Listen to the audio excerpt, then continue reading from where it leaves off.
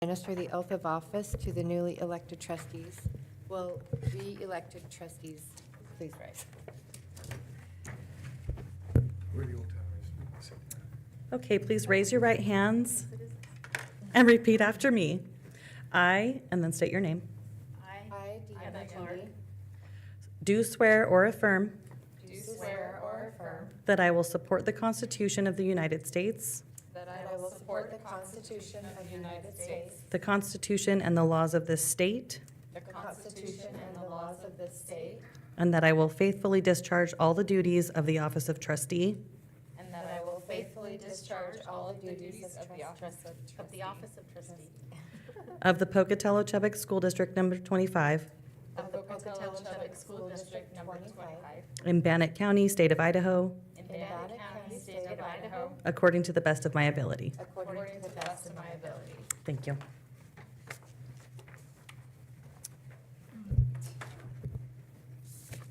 I hereby call this meeting to order for the purpose of a board work session and a special meeting for action. All of our board members are present. Superintendent Howell has been excused, and Amy Bowie will act as superintendent, acting superintendent. The first item is the public and written comment, and written comment was not received, and I have no requests for in-person comments, so we will move on. I will now convene a special meeting for action. The purpose of the special meeting for action is to consider approving the master facilities MOU with the city of Pocatello. Is there a motion? Do you want to hear about it first? Do we, Oh, yes, sorry, we'll can. present it We- first. oh, yeah, okay. I said I can. I'm just kind of going, Answer any questions that you I'm have. kind of going off of my, There you go. Sorry about that. that's okay. Again, I in front just of, knew that it had already been presented, so. no, this is the first, you've seen this. So this is a memo of understanding with the city of Pocatello.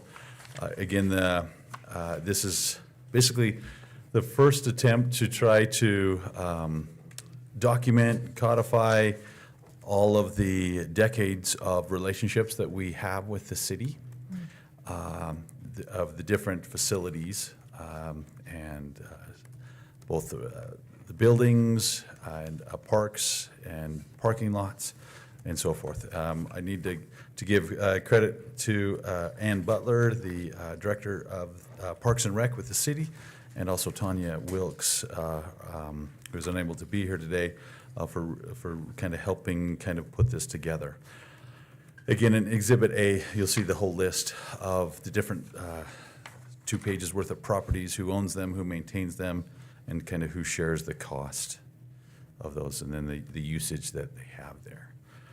Again, ever since I've been here, we're wondering who owns that, what do we have, and so this is the first time that we kind of put this in this document together. Again, I anticipate that this would be a very fluid document. If as things are added or subtracted and changed and so forth. I just had one question. Please. On it.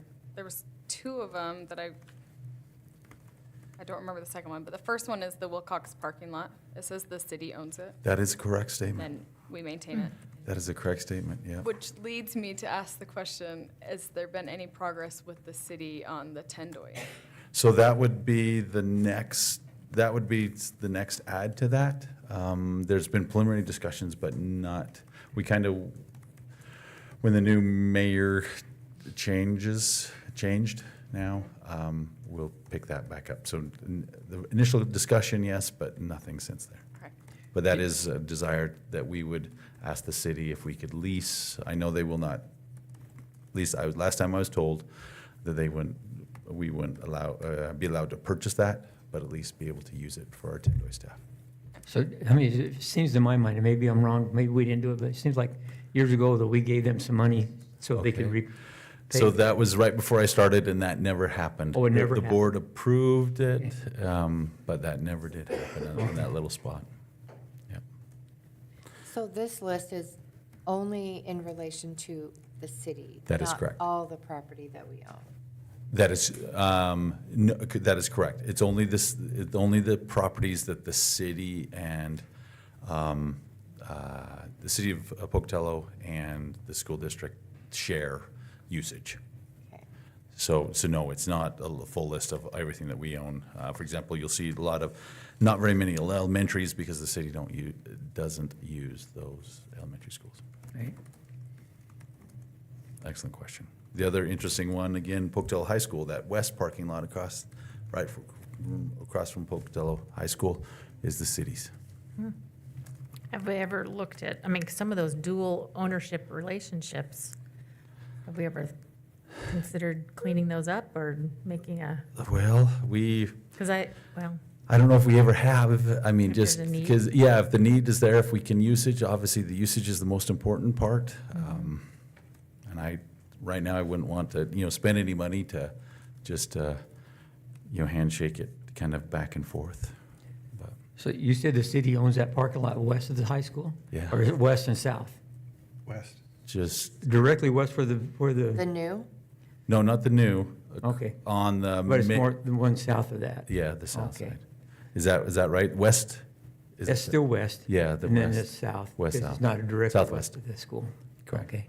Yeah.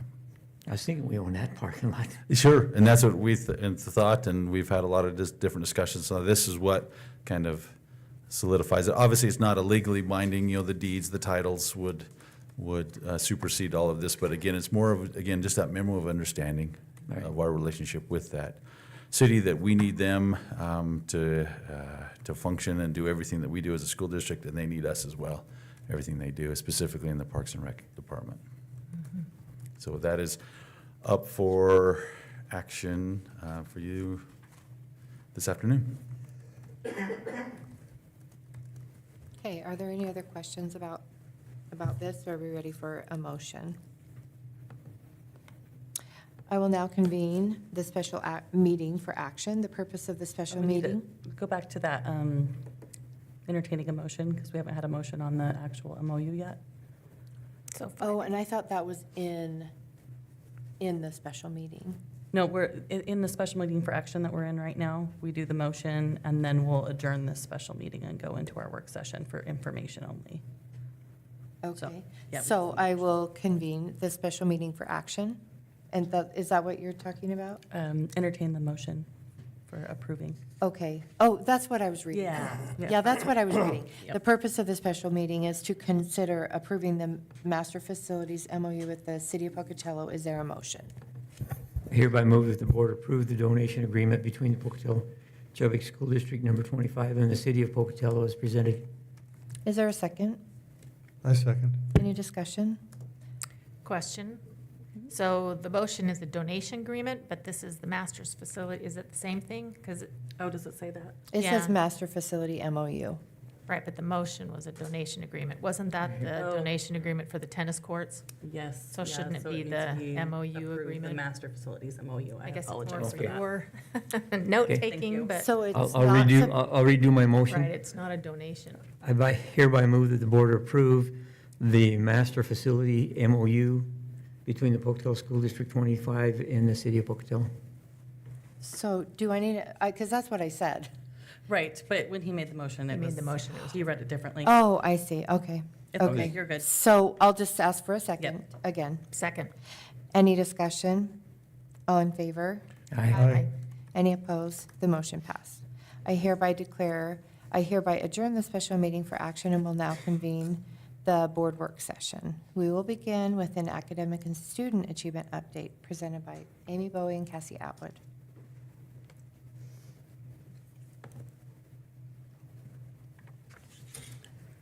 Good afternoon, Board of Trustees. Thank you for letting Amy and I take a few quick minutes to fill you in on some curriculum updates. Probably most timely is perhaps later this week, if not Monday, the state will be releasing data from fall IRI scores and for graduation rate. So right now we have some preliminary data that I believe is in your packets. That data is not official, but it is, for our purposes, our data will be very similar, if not identical. What we don't have that you see in the packet is the state's graduation rates, and you won't see any comparable districts to our size, but we should have that That pre-release meeting is on Thursday, so the state will either release it Friday or Monday. So hopefully you have that right in front of you. I tried to put together a graph that was as clean as possible, but sometimes it still gets a little confusing when you talk about the 4 and the 5 year graduation rate. So you can see there, kind of under the teal blue color, PCSD, we're projected to have a graduation rate for our 4-year graduation cohort of 89.9. The state's goal is 82.5, so we're well above that. We don't yet know the state's average, nor do we know comparable districts of comparable size. Next to that is the 5-year graduation, and that would be students that are part of last year's cohort that had a 5-year graduation plan. So that could be through a variety of means, but usually that's those 5-year graduates through New Horizon over with Principal Amy Prescott. And so our projected rate for 2024 cohort of 5-year graduation is 92.7. Down below, I tried to put together just kind of some 4 to 5 year trends that show graduation rate across the last 5 years and for cohort 4-year cohort for the last 6 years. One thing that I wanted to point out, so if you look at 2024, which was last year's cohort rate, that was 92.1%. If you go over to the green column and find 2024 in 5-year grad rates, that has increased to 92.7. So that's a 0.6 percentage of that same cohort that took 5 years and were able to get their degree through, or their diploma, sorry, through a variety of means, which is pretty awesome. One of the reasons I wanted to point that out is that you will see from year to year that depending on the size of the 5-year cohort, that has an impact on our 4-year graduation rate. Last year, when we had a 92.1% graduation rate for the 4-year cohort, that increased by about 0.6% with the remainder that graduated in the 5-year cohort. Most years, that's a little bit higher. The 5-year cohort is a little bit higher over at New Horizon. So take 2022, for example. Our district graduation rate for the 4-year cohort was 89.6. The following year, for the 5-year cohort, it was 91%. So that increased our graduation rate of those graduates by 1.4%. So I thought that correlation was interesting that you notice when there's a larger 5-year cohort, that will show up in the 5-year cohort data, but it does bring your 4-year cohort down a little bit. So what we've noticed this year when I've compared some of the data is that we do currently have a larger 5-year cohort with Amy Prescott over at New Horizon right now. And so next year, that average, we should see that 5-year grad rate increase probably by about 2%, if my calculations are correct. And I'm not a psychometrician. Amy taught me that word, but I have done some kind of comparison, and I think that's roughly where we'll be. The additional thing to remember is that students that seek a GED are not counted in their cohort. So in essence, if a student leaves to seek a GED, they do not increase our graduation rate. They're removed from that cohort. And additionally, other non-graduates that can affect that graduation rate are students in the 18 to 21 program or students that graduate with an adapted diploma through, sometimes it varies, but for students that could be through DLP services and sometimes even ERR services. So as we see Arch's enrollment increase, it will have a negative impact on our graduation rate, but I fully and wholeheartedly believe that that is worth the trade-off for what this program is building and doing. I've been working with a lot of kind of our colleagues at the state level and having a lot of conversations, because when I get on these webinars and these communications, a lot of large districts like ours that have an 18 to 21 program are seeing those grow, and they're seeing the impact that it's having on their graduation rate. And while it feels a little unfair, that's the rules and that's how that goes at this moment. And so just know that Arches program does have a negative impact, but the benefits, I believe, outweigh that. So when they graduate from that program, though, that doesn't? No, they only count up to a 5-year cohort. Okay. And because those students go past their 5th year, Right. they won't go into that. And the other thing to know is that also if a student is on an adapted graduation plan, even if they choose not to attend Arches, they still count the same as that cohort, because they only count they don't count the adaptive graduation plans. And then additionally, there have been some procedural updates to the process of documentation that the state will accept for being able to appeal. So one of the things that school registrars and myself do from about October through December is we spend a lot of time working with documents and records to be able to appeal certain students. So if a student leaves our district and they transfer out of state, we have to submit documentation. If they transfer to another school district, if they transfer to residential treatment. So I really want to give a big shout out to the high school registrars because the work that they do honestly can make a difference between 2 to 3, sometimes 4 or 5%. And so I want to give a big shout out to those registrars because a lot of this comes down to documentation and procedures. So sorry about that. Yes, No, Ms. that Furness. is great. I want to go back to the Arches program. Yes. Is that a legislative thing? Like, we have, that Yes. has to be a legislative change in order to not document as a non-graduate? Yes, and what I found out as of last week, and I haven't been able to verify because Amy and I have been asking a lot of questions on this because for many districts it feels odd to say that, you know, we're providing a graduation route for students that is achievable for those students and providing going on to the Arches program, such a beneficial thing. That feels odd to us that it counts against her graduation rate. That has started a conversation, I feel like, in a lot of circles that I attend on a lot of these webinars and meetings. What we did here, and I haven't been able to validate, but what we heard last year is that's actually a federal requirement, and then the state turns over those graduation requirements. So I'm not 100% sure yet if that change actually lies with the state of Idaho or if it would have to be a federal change. And I'm still, sometimes I get on a tear and I have to find out for sure. And so I'm still looking into that, but it sounds to me like it's a federal requirement of how they track it, and the state of Idaho likely doesn't have any input on that, but I'm still finding that out. So that's why I think the 4 and the 5 year are super important to put by each other because you can see, one, the benefits of New Horizon and the program and what it offers these students in graduation rate, and then to also know that while Arches does have an impact, I was a high school principal who was luckily there, or a high school assistant principal, sorry, I just promoted myself, who was there when Arches was being reimagined, and watching some of my kiddos go through that program and then graduate, like, sorry, I can't gush enough about Arches and what it does for those kids. So I feel passionate that the benefit of that outweighs the impact that it has on our program. Sorry. That's Mr. Reeser. okay. So none of the kids at Arches graduated before they go to Arches? Correct. That the adaptive diploma that they get doesn't count as unofficial graduation. That counts in what the state recognizes. Now they do get an adaptive diploma. So essentially, while we say Arches is something that counts against our graduation rate, more realistically, it's any student that graduates on an adaptive plan. Does that make sense? An IEP-driven adaptive plan. Now, not every student with an IEP graduates on an adaptive plan, but some do. And whether or not they choose to go on to Arches or not, those students are counted against the graduation rate. So, does that make sense? Yeah. I I just thought maybe ask some of the whether- kids already graduated, and then they went to Arches, but they don't graduate. Yeah, so even if they graduated, they they- wouldn't count in that cohort because of the adaptive I see. um, Okay. diploma that they get. So at the end of the day, is it just the bragging rights of our graduation rates? Or, I mean, I know when we say, okay, there's negative things against our, you see what I'm saying? Do we, I mean, I Why do know we we care? like You're asking a numbers, really but- good way I But if we understand it. mean we're still benefiting these kids, I mean, if Yeah. the focus is the student and our kids, Right. Let me say something. Yeah. I think your questions have been really astute.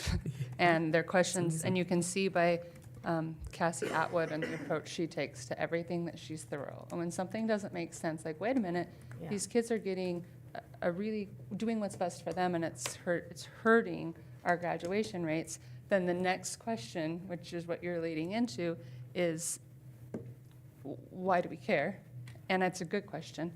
And what I'm going to tell you is we care about our graduation rate because most of the graduation rate, like 99% of our graduation rate, is the hard work of our principals, our assistant principals, our teachers, our students, our parents, our stakeholders, working hard to work with kids in all different types of situations, whether they're at risk or they're excelling and they're taking an honors track, or they have IEPs. There's so much work that goes into each graduate in our district. And then in addition, you've got people like registrars and Cassie Atwood, who's being really humble, but I can't tell you the number of hours she spent on the phone tracking down like paperwork and did this box get clicked so this kid counts for us. At the end of the day, what I have learned, and I did not know this until I came to this position, what I have learned is that the final graduation rate, those last 2 to 3%, it's a little squishy in terms of some clerical things and some other students. So it's just, I think it's just knowing that. I just think knowing that we have a really solid graduation rate and we work really hard to do what's best for every kid. And then that last 2% there's a lot that goes into getting that last 2%. And I just think the awareness of that and the transparency of that is important. And I've learned it recently, and you just learned it because you asked the right questions. So I think that's what's the important takeaway. I would agree. Seeing a difference between, maybe an 80% and a 90% graduation rate is the work of what our schools have done K through 12, and then the difference of somewhere between 2 to 4% on any given year is the work of those registrars. And I appreciate Amy saying that. There's some work on my side, of course, but it's those registrars, and I can't sing enough praises because the work that they do to be meticulous with their record keeping. It can be as much as one little date is outside of a 2-week window, and it can be rejected. And so they're pretty phenomenal. So I just want to make sure to give them a shout out. It does make sense, though, to me, because with IDEA and all the different laws and all the, kids that need adoptions are still allowed to be in school, even though they really will not be able to graduate. So in that sense, it does make sense that everybody who attends our public schools will not receive or could not have the ability, may not have the ability to get a diploma, an actual diploma, but they still have a right to be there. So that, in that sense, it does make sense. So, And I am not a politician by nature in Yeah. Washington, D.C. My guess is that they want that data collected that way so that they can see an average of what a traditional graduation rate would be without exceptions of maybe like an alternate path to graduation. 'cause- And I can understand Because they that. are students, and based on them being students, that's what the funding is based upon. The coolest thing I think I see from those trends, though, is even though every year or so it might go a point here, a point and a half there, overall, long before I was in this role, we've had what I think comparatively around the state and districts our size is a rock solid graduation rate. And then I really, as somebody that worked in a high school and worked with, students who transition to New Horizon, is that benefit of that program that's available for those students. And again, I see individual kids' faces in my eyes when I think about it, of the kids that took the 5-year route and were able to graduate, not with a GED, with a high school diploma. So that's any other questions that I can help answer on the graduation rate. I do promise that as soon as that data is released, I'm going to update the state data. I'll probably put that also in kind of ranking of districts of our similar size, and I'll get that to Courtney and to Renee. So that should be available probably early next week. Again, that depends on the state, so I'm just putting words in their mouth, but that should be it. 2 more just quick updates from the curriculum department, and Amy can jump in and help out. We have Michael McDowell coming back again on January 21st and 22nd for some face-to-face, in-person professional development as we continue that journey and our work with Rigor Redefined and with those instructional strategies and implementing those habits into the classroom. There'll be 2 sections for elementary and 2 sections for secondary. So we're quite excited for that work with administrators, and either their BLT members or their selected school leadership will be able to attend that. And I believe that it will be here in the boardroom on January 21st and 22nd. Is there any way, I know, is this kind of, that I could get a copy of that book? That he Absolutely. has? I probably 'Cause have one I am downstairs for you right very now. interested in that. Absolutely. Thank you. Yeah, and in fact, we probably have 3 or 4 downstairs, so anybody that would awesome. like one.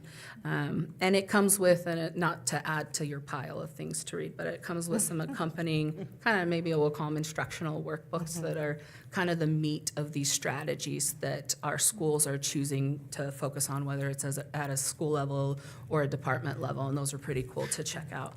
I was really impressed with how they're integrating that at Ellis. Yes. And I would really love to learn more about it so I can, as I visit the other schools, see Absolutely. that. You're welcome to stop by on the 21st and 22nd as well if you'd like to pop into those PD sessions. Absolutely. You're always Thank welcome to you. pop into PD, as long as there aren't 3 of you at a time, right, Renee? The Want to know since for a quorum.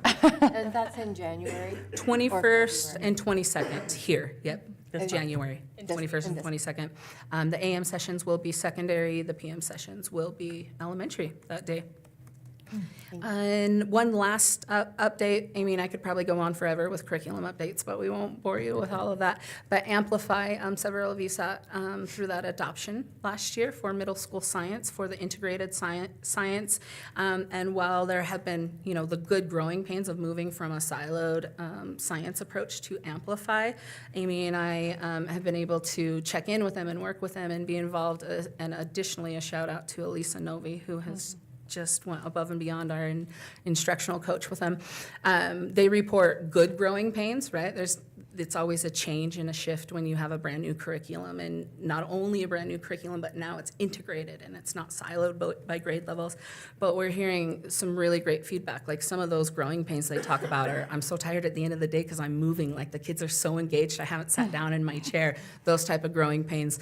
They'll continue their work is throughout the year and throughout the summer to kind of pick ways to find a balance between all the instruction that comes with it, whether it's, reading and lab work and hands-on activity.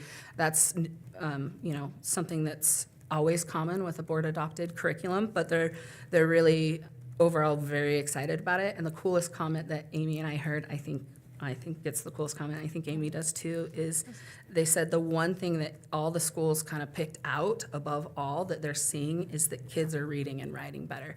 And that came about in a conversation where they were talking about maybe some limitations of the curriculum and saying, well, it's just interesting, our old geology textbook used to have the kids go through and identify every type of rock that there was. And this curriculum doesn't. It leaves out this But rock. it So leaves they out- knew exactly which rock was Yeah, left. right?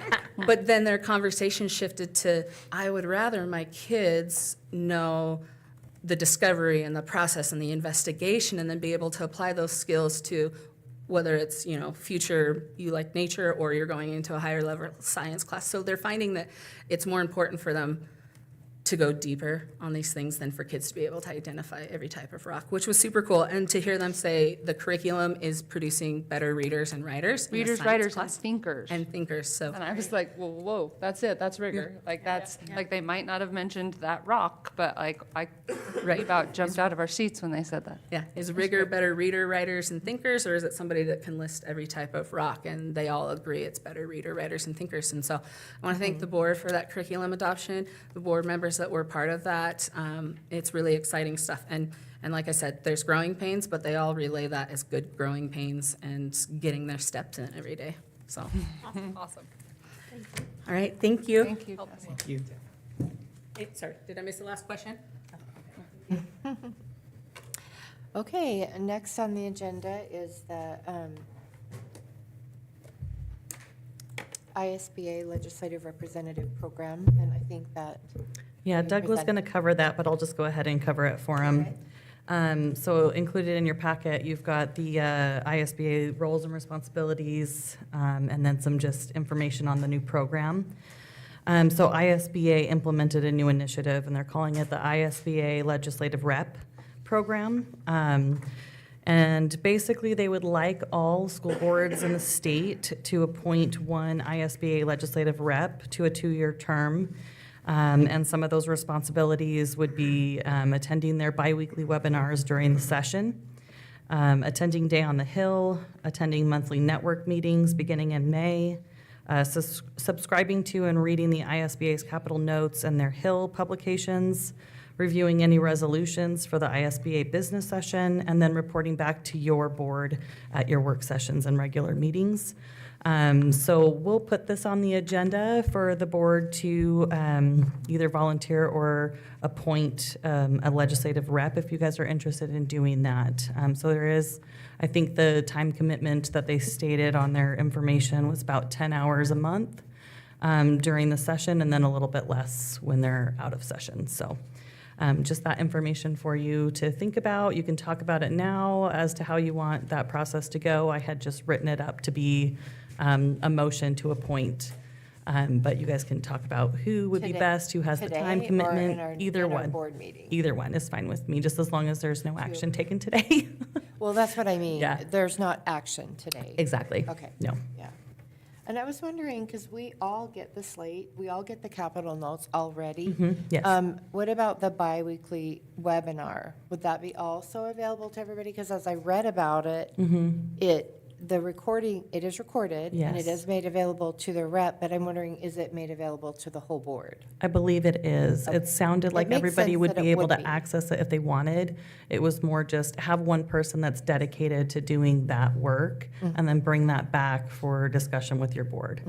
So that you aren't all having to, spend that much time every month. But if you want to, I think it absolutely was open to everybody to view those webinars, so. Yeah, that makes sense. Because the reason I ask is because we all need to kind of be on the same page and have the same information so that we can kind of come to, Yeah. I guess, a decision as a board as what do we want to decide on these issues? Yeah. And then the representative would just be taking the decision of the board to the legislation and not their own personal. Absolutely. I mean, kind of like. Yes. the Like being a chair- The spokesperson. chair doesn't say Right. their opinion, it's the opinion of the consensus on issues. So what do you guys want to do with that? Is there any discussion that you guys would like to have on the legislative rep? Or any questions? I had initially thought I was interested. But I can now say I will not be putting my name forward for it. I can't attend Day on the Hill this coming year. But I am very interested in this, and definitely I like the idea that it's still Yeah, available accessible. to I just will everybody. not have the bandwidth to add something new to my. Yeah, is it a recorded one, or you It have is to be on there recorded. live at 12:30? It's recorded. They're recorded for the board to view, but when appointing your rep for their program, they want you on those calls, having the Because there discussion. would be interaction. There would be interaction and discussion. So it would be a time commitment for sure. So if you were interested in doing that, it would be, looking at those dates that are included in that packet of information and seeing if you're available those days at that time. And if you're willing to commit to reading all of those publications and bringing that information back here and reporting on it for discussion, so.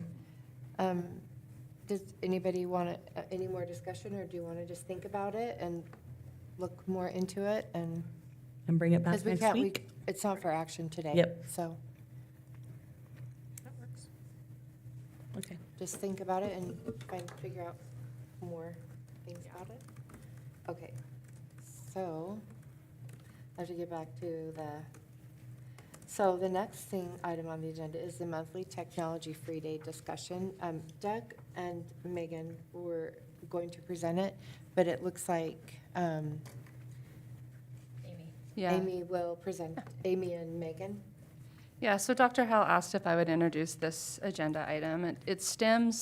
The discussion stems from a comment he made following a district-wide internet outage a couple months ago, when teachers and students where they weren't able to access their curriculum and they had interruptions to their instruction, significant interruptions for that day to their, and so that experience prompted him to reflect on our reliance on technology and to consider whether a periodic planned technology-free day might help us maintain balance and flexibility. And, I think he just made a comment and started asking questions. Ms. Furness expressed interest in exploring the idea further, noting that some districts, that she was aware of some districts that had implemented similar approaches to reduce daily dependence on technology. For that reason, the topic's been placed on the agenda for tonight's discussion.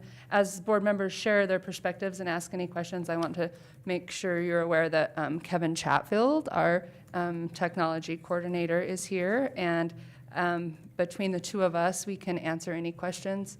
Yeah, probably, in case they have questions, I think that'd be great.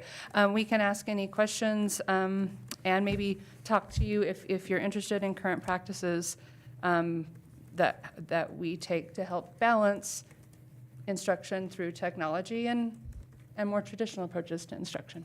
So I'll turn the time over to Megan.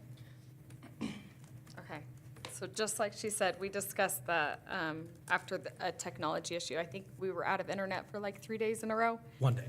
One day, 1 day. but a couple of different times, right? 1 time this year. Okay. We've only had guess in one my full last year, outage. He takes that really seriously. Do not.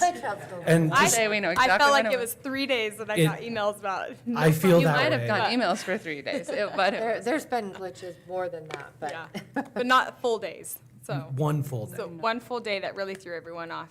So Dr. Howell and I had discussed the idea of promoting a technology-free day. So on the occasion that something like that were to happen again, the teachers would have a backup plan to pull out and quickly pivot.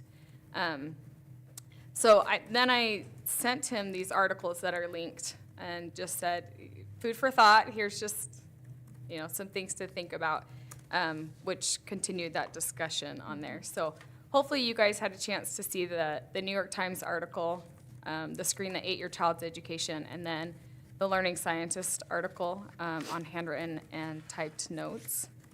I'm not able to get some of the links in that article to work. The comment it says that, Yeah, I Anyway. think because it's like jailbroke. Is that illegal? Pulled out it from was- behind the paywall. Yeah, exactly, thank you. Yeah, so Yeah. like, oh, okay, the so New York like, Times is So a if you paywall paid for article. that article, you would access those links, but because it was a non-paid-for article. oh, it Yeah. just looked like it was blocked, but maybe it's. Yeah, so it won't allow them to do Yeah. that. But I'll just give you guys a quick overview on them. The handwritten versus typed notes I thought was really interesting because it focused on college students, but it followed 3,000 college students, and it shows that those that had handwritten notes performed better on their tests than those with typed notes. And I think that really benefits your visual and your kinesthetic learners to promote that handwriting of the notes in the classroom.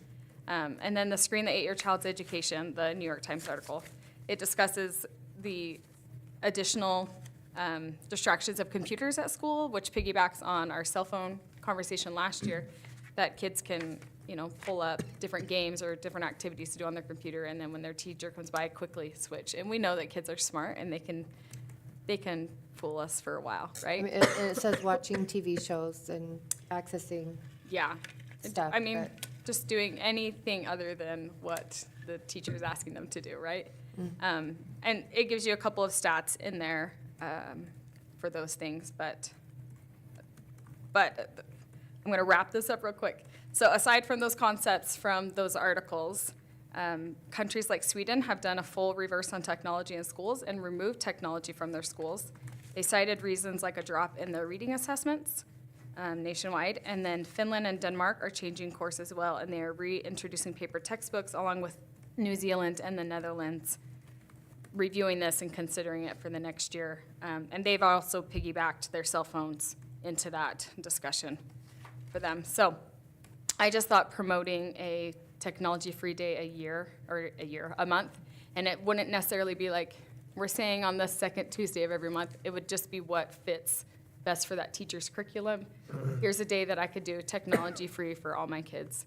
Then I think that would help us get on that path of looking at other options besides 100% computer usage throughout the day. And I know I asked Mrs. Bowie about this when we were discussing earlier, and she has a lot more information that I didn't know about, so I think it would be a good time for her to explain that stuff, and you as well, But about it's what not the schools are, included- It's not included in the. just what the schools are currently doing on this front. That's not included, because I asked her what is currently going on, and I think this was just a gateway into that conversation on what the schools are currently doing, but I think with all the work we did on cell phones last year, that this is just flows right into that, getting rid of distractions in our classroom. And so just promoting that to the schools is a valuable cause because of the effects that we saw from cell phones too. And I would just like to ask you, as far as accessing other things on the internet on their Chromebooks, that's possible. Yes, but highly restricted. I mean, we have Highly we have a restricted, but- content filter that blocks games, pornography, gambling, a And lot is of it 100%? Nothing is 100% on the Okay, internet. that's what I mean, because I know that what I had talked about when we were talking about our cell phone policy is this an education type of thing where we have parents involved in some of the risks, and of course, there's benefits, but there are also risks that are associated with anything that you do online. And anyway, so that's really, I guess my question is that, to let them be aware of that risk. And then the filters that the district have can track all the kids' searches and everything they click, right? Everything they do on that device we're aware of. Everything but the parents can't access that. I mean, they could ask to see it. They could do a FOIA. So they can ask Yeah, to they could see do a it. FOIA. But it would be FOIA I think so. to have to do They that? could FOIA that information. I don't think know that they if we just would asked. So need to it's do not- a they're FOIA not on it. able- Yeah, to I'm pretty sure if they access it? just asked, we would give it. Well, Yeah, 'cause it they don't would- have it- back-end access. We would have to provide. It would be like a request for a student record. Yeah. So on Yeah. the student's device, they can't look and see what their child, so like on a home No. computer, we can look and we can make sure and see what our kids are doing, make sure everything is, fine. And on the school computer, they can't do that. So I'm wondering if there's a possibility of the parents being able to access that information, that So history and all that. Let me take this one for a second. From an administrative perspective, this is typically how this goes down. Like, I think sometimes, and it's good to see how it happens in practice. So a student, we either get a report from another student, or from a teacher, or from a parent, Or from LineWise. or he has read these flags that come, and we go, oh, we've been alerted, right, that something inappropriate has happened. So then we hop on the phone, talk to him and his crew, and they're really good at what they do, and they have access to everything, and they find out, and then it becomes, a disciplinary issue, right? And the administrator and the parent, and it becomes restorative, and how are we gonna, why did this happen? How did this happen? And we work restoratively with that student to ensure that it doesn't happen again. And then, so then to answer your question, the parent does know. We don't do that restorative without letting the parent know. Okay, so, and does this happen with any TV show, anything like, or what do you mean, like, what, in what situation? Anything that would be flagged, like Anything that gets- pornographic or. Anything that gets flagged, curse words, inappropriate searches, oversharing, terroristic threats, just about every bad thing And you then could think. Pornogaphy, and anything like gambling, that. all of that, they're all keyword searched. This article was a little bit, I don't say the article was misleading. For some districts or some setups, it wouldn't be misleading at all. For our district, if you don't know that we have not in addition to LineWise, which is what Content filter. the content filter, which is what he sees, we have classroom management strategies, we have ClassWise, and our instructional technology coaches like Heidi Baker and Janelle Arvis, they go out to the teachers and teach them how to manage their classrooms. Because if you think that teachers want their students being distracted, digital distraction for 40% of their class period, I was in the middle school, and those teachers were like, down to my office, this kid is not paying attention in my class, and even when I tell him to close this, so there's classroom management strategies that are just common sense, like, okay, we're gonna go to this part of the lesson that has nothing to do with your Chromebook, please close your Chromebook.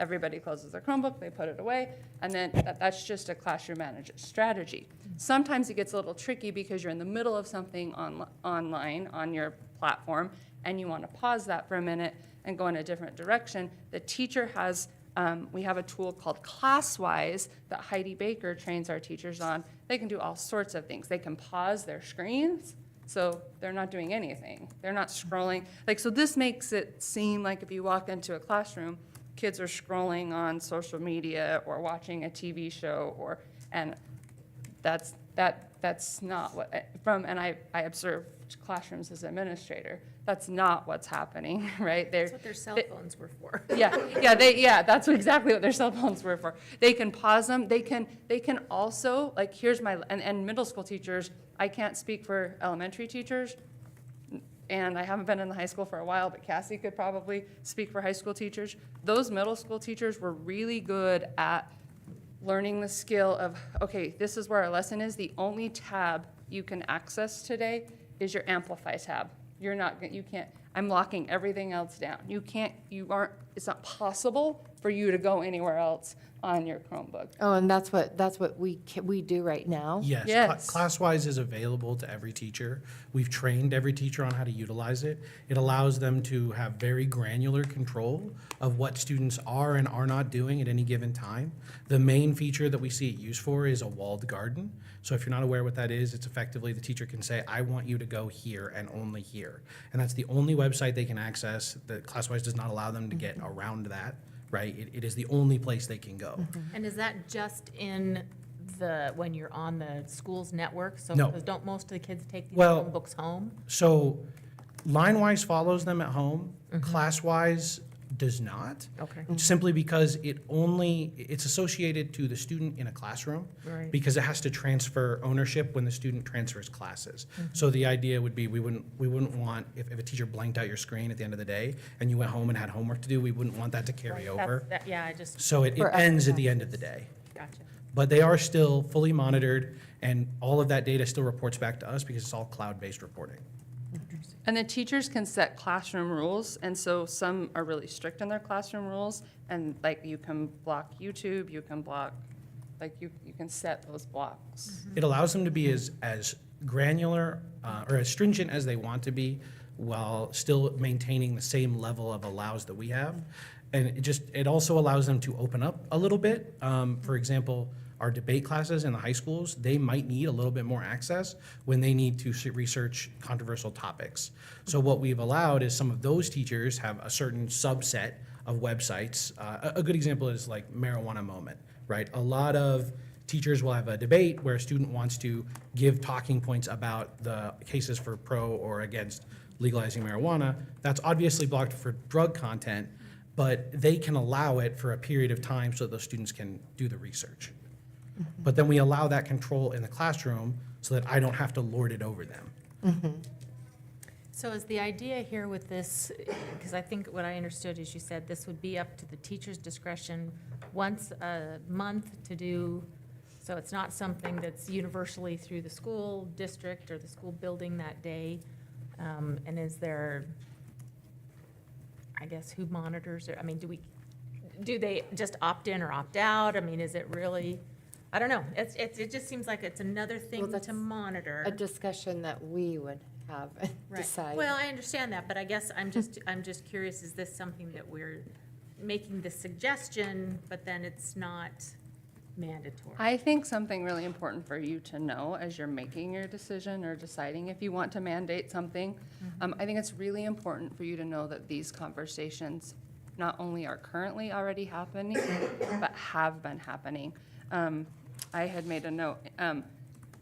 It's a balance between technology instruction and non-technology instruction is inherent in all instructional planning.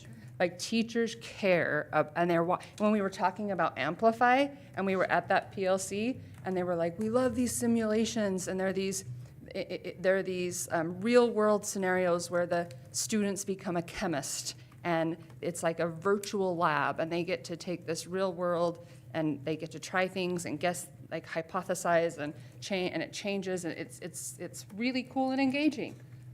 The other thing that they really care about is that the hands-on labs are important. Also, the reading, and they were actually worried that I haven't heard this in a long time. They were afraid that the imbalance was too much reading and annotating and not enough hands-on and so teachers, this is what I want you to understand, teachers are always talking about a balance between engaging instruction, and some of that is technological and some of it is not. And so like, I just jotted down some meetings that we have had this conversation with teachers in the last year. High school impact meetings, those are secondary principals have meetings about instruction and curriculum, and they talk about their concerns with technology and if we're doing too much or not enough, or how much we balance it. Our instructional coaches talk about it because they're the ones teaching not only the more traditional instructional strategies, but the skills on how to manage your classroom. Elementary principals and school success are building leadership teams, our PLCs, our instructional camps where like all the fourth grade teachers come together and they're like, we're teaching this. And then I've heard in those meetings like, well, wait a minute, it just feels like they're on their Chromebook too much. Could we do this? And there's just this constant, unit development. When we do a board approved curriculum and we adopt that, then we come to unit development and they build units. There are very systemic and in-depth conversations about how much of that content should be taught through technology and how much of it should be taught. When we go to do another adoption, Cassie and I just talked to both secondary English and secondary social studies. We looked at their usage reports on, we can do this too, by the way. We can look at their usage reports on how much they're using the online platform versus the in-hand materials. And there was a really low usage rate. And so from a fiscal responsibility, we were like, we need to talk to these teachers. Like maybe we should try not paying for the online resource. And when we had that conversation with them, they said, you know, our content areas, English and history, social studies, seem particularly appropriate for a time for students to be unplugged, a time for them. So those teachers they might laugh when we tell them not to do it for one day. They may only use it 4 or 5 days. Do you know what I'm saying? So I think it's really, in the big scheme of things, important to know that the balance between technology use and other instructional strategies is inherent in all instructional planning. I want you to know that. And that was one of the things that Mrs. Bowie brought up earlier, was that they are having these discussions, but and this is what I told her, we are unaware of this. Yeah. Like, I'm hearing from the community, my kid's on a laptop all day, and then they come home and they're on a laptop all day. And so having this conversation, I think it's really beneficial, even for our stakeholders, to be able to hear that they are talking about these things and they are weighing the pros and cons together on what will best benefit those students in those areas. And I think it's important for us to get the feedback of like, what grade level is that? What content area is that? Like, because like, that's important for us to be, it's so different. Like, it's so different from a high school physics class to a fourth grade. You know, the fourth grade just adopted HMH, elementary just adopted HMH for their ELA platform and Savvis. And it is an online platform. So we have instructional coaches that can help teachers balance that if we get feedback that like, oh, it seems like at this school or in this grade, we're getting reports that they feel like there's, but those, and they can call their teacher and they can call their principal, and it wouldn't be weird because they're having those conversations. They want to balance, and their main goal is engagement. If you overkill one or the other, you've lost that sweet spot of engagement, and that's not ideal. Fascinating. Do you guys have any comments? I guess to wrap this up, my 4 main points that I'm concerned about is I want parents in the loop. I want them to be able to track and see what their kids are doing online so that they can be that first line of defense. The second one is handwriting. I just really believe that some assignments need to be handwritten because there is that connection, and that the studies that connect performance to physically handwriting. The third thing is that we don't have physical textbooks for a lot of things, and at least for math, so that the instruction and examples are there and they can take them home. I just think that considering having physical textbooks again in some, at least some areas like math, so they can have that physical thing to take home, and then the parents can see examples of how to do it. Because I've heard that a lot from a lot of different parents. I can't explain this to them because I don't, it's an online curriculum. The fourth thing is educating parents and kids as to the harms. This is the most important, is educating parents and kids as to the harms of the internet, because we use the internet at school. And even if they're at home on their home computer and they say, I'm doing homework, I just think that since we've introduced technology in school, then I feel like bear some of the responsibility in educating them about the harms as well. Chatbots, AI, all of these things that are brand new. So a brand new parent that's, just allowing the kids are just barely entering the school system, they might be really tech savvy, but in the last 1 year, there have been so many new things developed that it's impossible for any parent to really understand everything. And so I would like, I've been doing a little bit of research about that, educating, that education piece of the students and the parents. So those are my four things I would, I guess, like to bring forward in the discussion focus on. Anything else? Well, I'm very glad we're having this discussion. I'm just very interested in listening and learning what's going on. But I mean, I've just noticed recently on the internet that University of California at San Diego said that a very large percentage of their incoming students can't do basic mathematics, and they can't read. They're not reading books or anything anymore.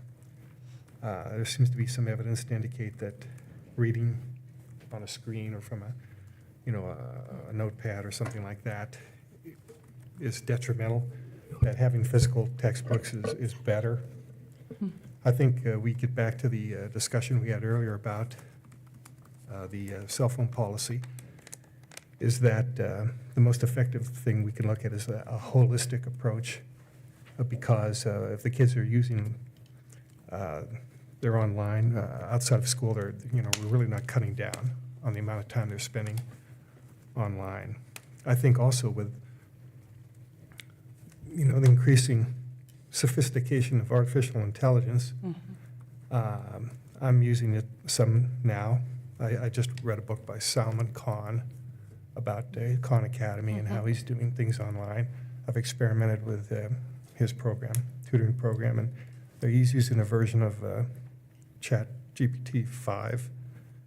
Calls it Conmigo, kind of like a play on the Spanish, with me, but Khan, K-H-N, that's his name.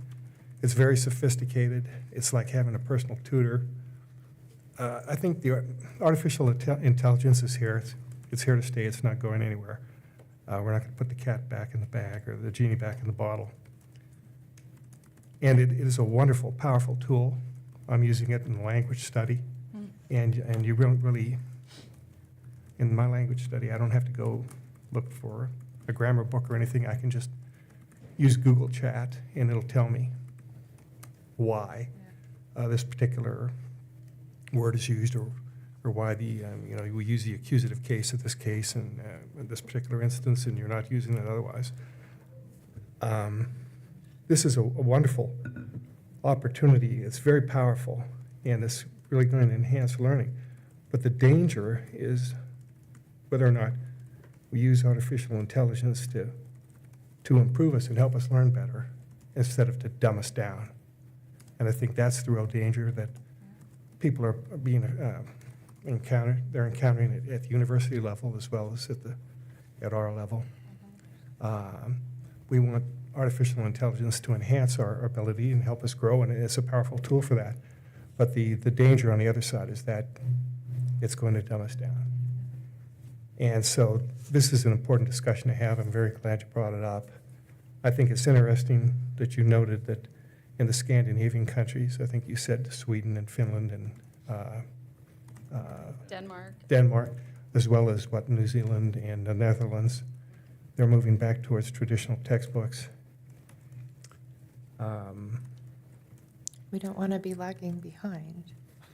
Yeah, and it just, this is an important discussion for us to have. I'm just absorbing information.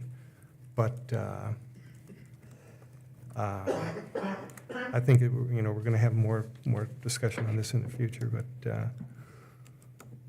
well, I think we're at a dangerous point here now as far as AI is considered. I mean, AI is not going away.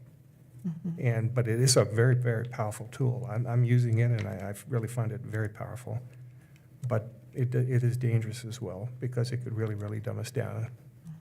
So how locked down is AI on the kids' computers and chatbots and? We only allow a handful of them based on the policy guidance that we have I adopted. can pull up the policy guidance, if you remember. We did Yeah, have do you that. remember that? We So did have that meeting on that with the presentation. So really, it's only ChatGPT and Gemini, and even that is only available to secondary students. School And the AI School and AI, and Magic those School. are available to elementary. But those are heavily curated and a lot different than what you would see in a typical LLM. And here's what I'll tell you about that. In elementary school, if an elementary student is using, I could say that for middle school too. I wish Heidi Baker was here because she does a lot of work with our teachers on, I was just at a training yesterday at Irving where she was training teachers on Magic School and the difference between Magic School and School AI. And these conversations that you're having are the conversations that our teachers are having exactly this. Like, I did a lot of nodding because finding the balance of making sure our students are prepared for the future, which with the digital literacy course that has been mandated by the state. And we've even had conversations at district curriculum committee in the last two, I think, like, okay, we're following this digital literacy course mandated through the state as a graduation requirement. Is there enough AI instruction on the dangers, the benefits and the dangers of AI, or should we also add an elective? Can we add an elective? Is it feasible to add an elective that's just all about the dangers of AI? Because in the digital literacy course, AI is just like, I think maybe a third of the course content is about AI. So these are the conversations we're having in district curriculum, and it's a challenge. Like, it's a challenge to have them understand the tools, be able to use the tools, be able to go to university when some of our students graduate and go to university and all their classes are online, preparing them for the technology that's ahead of them while protecting them, and I would say even more than protecting them, informing them, making sure they're informed, don't you think, Kevin? And using it responsibly. That's the big focus, is using the technology responsibly. And Kevin and I meet with a team every other Friday and talk in our instructional technology committee and talk about these things with Heidi Baker and Janelle Arvis, who are instrumental. Those two positions are instrumental in getting out to the teachers then everything that we've talked about. But you're 100% right and valid that these are topics of instructional concern and should be at the forefront of our conversations, and they are. Two things you said and two things you just said really kind of stood out to me. To understand and use, parents also need to be able to understand and use. Because if we're teaching kids something, that needs to be, our parents need to also understand and use what they're being taught so that then there can be the guidelines. I was recently using yesterday ChatGPT to help me with my family reunion. And it says things like, oh, thank you for trusting me in doing this. I'm like, I'm actually not trusting you. I'm reading what you're doing. But then it says things like, oh, I see what you're saying. Would you like me to help you with this? Would you like, and so like it's almost like ChatGPT is trying to become my friend. And that's not even a chatbot. But it was like a little bit creepy. Which principals And talk about with so- those middle school students? That's concerning. And that's not actually a companion one. That's just ChatGPT. And so I can see how a companion that they get to know the child and they get to become their friend and then they lead them down potentially a path, which has nothing to do with school, but it has everything to do with educating. And then the thing that you said, Kevin, about being informed and having responsible use, I just think the parents have to also be in the loop with that, to be informed and to be able to understand how to use responsibly. So maybe with this, all of this education that we're giving the kids, if it's at least accessible and available to parents, not having to go into the Google Classroom with, you know, in that way, because I can get into the Google Classroom if I'm, you know, if I know how to do that. But, you know, and if I have permissions and things, but I mean, actually geared to the parents that, you know, these are the things that your kids are learning, and it's just the same. So we're not, you know, reinventing another thing, but just sharing that information with parents. Not at meetings. I've seen how that doesn't work with our last year or year before last when we had that digital, you know, I might have been the only parent there. Maybe there was one other. It's just not really an effective way to reach parents when, as opposed, you know, when there could be, you know, an online access to something. So anyway, just to consider that as we're talking about this and going forward, because, I mean, you know. It was one of the more challenging notes that I took. Like, you can see, communicate with parents. Like, okay, we're really focused on communicating and educating our learners. We do have on the website that our AI, and it answers questions. We have that, like, how do we go past that? That I wrote that as a challenge, and that's something we can explore in our meetings. It's really hard. I'm sorry, Megan. Is there not a way to make it so the history on the Chromebook, the parents can go and check the history on the Chromebook? I mean, they probably, yeah, they can pull up the history if they wanted to. It's not blocked to the student. How- Okay, view. so I could log in How on would- my kids and see. And you could where see their she's been. history, yeah. We don't purge that or do anything to it. Okay. Okay, so the same things that you're seeing, the parents could also see. It's displayed in a very different form, but yes. The parents can see where the student says they went. I can see where they went. Oh, wait, now wait. So That like doesn't the seem very hidden helpful. websites, you're saying If they can't say see. that. It's if very, actually it's very not. easy to hide where you're going, right? And so on the parent side. On the it parent could be side, hidden. they could be editing the history. There's a lot more things you can do to a local, like, history. That's why we don't rely on it, right? We Oh, yeah, rely they on looking they at all can the set it traffic. to clear the history Yeah. every day Yeah, if they exactly. want to. If they knew you were going to look, they Or would every just- hour. They would just do that. Yeah, Yeah. okay. Did you have something else? Was that? There's an awful lot of information to absorb, and I'm sure we're going to learn more. I just think it's good we're having this discussion. But I mean, I'm alarmed at the article I just read today that at the University of California, San Diego, which is supposed to be one of the better universities in the California college system, that the larger numbers of their incoming freshmen can't do basic algebra. They said they took calculus and they can't even solve, 7 + 2 = x + 3. They can't solve that equation. And they can't read an entire book. And again, that's California, that's not here. But that shows some of the dangers.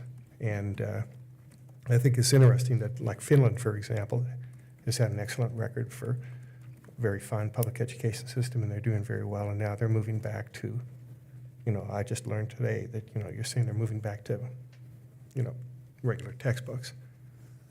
So I just think I'm just in a learning mode. There's an awful lot to learn. But I do know that the AI is a powerful tool, but it can really be used to dumb people down, and that's something we really need to be cautious about. Also, too, more and more options are going to become available for people to learn online.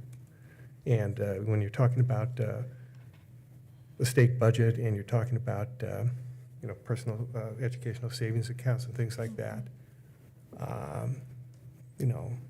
with the AI, in effect, what Salman Khan has discovered is that these artificial intelligence engines are so powerful that it's like their child has an individual tutor. And the parent can talk to that artificial intelligence agent, and it'll say, this is what your child has been studying, this is what they're having problems. They're doing so many hours, they're doing their homework, they're not doing their homework. It's really very, very sophisticated. And so it's going to affect funding for the public school system as well. So this is a very important topic, and I'm studying it all the time, and I think we need to, as a school board and of course as an entire community, we need to be aware of what's going on. But the other thing the main point I would just make is that,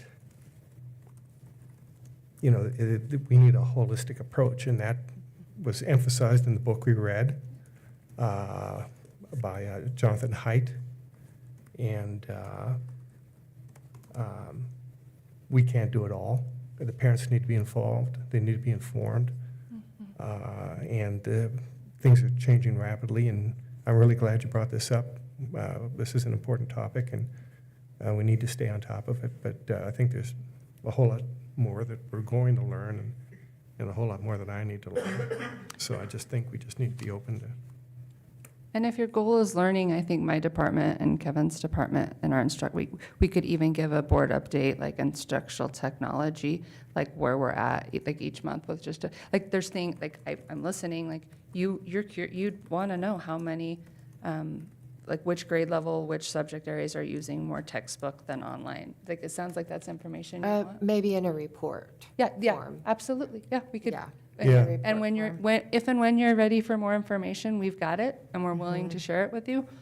So if that's information you want, because I did hear that, like, that our students aren't using textbooks, and I've also heard my student came home, left their textbook home, and I told them to open their Chromebook and access their textbook online, and that teacher was using more textbook than the online platform, and that student didn't know how to log on and access and so they were just kind of out of luck because they didn't know. So I've heard that both ways. And parents don't know how to access the online textbook. But I think even just beginning with math, they have to have something that they get sent home, because I've heard it from so many different levels, on so many That's different interesting. levels. We can talk about that. With High that school math. high school math has a printout binder, Middle everything's school. printed. And they have, so that's interesting. I want to look into that. But with the instructions, where a textbook would say, here are some examples, and here are some further examples, some enrichment, whatever, options for all of that. And I miss that. I mean, I know that does happen. My wife is a middle school math teacher, Yes. and she does that all the time. So I know that stuff happens. I see it every day. Do what? My- She does what? She does do exactly what you're saying. My wife teaches at Franklin Middle. So I'm intimately aware of what they're doing, because she barely uses Chromebooks in her day-to-day math instruction, right? Oh, so does she have textbooks that go home with? No, that it's integrated, so they do like a big packet. Oh, and so all the instruction is included in that packet?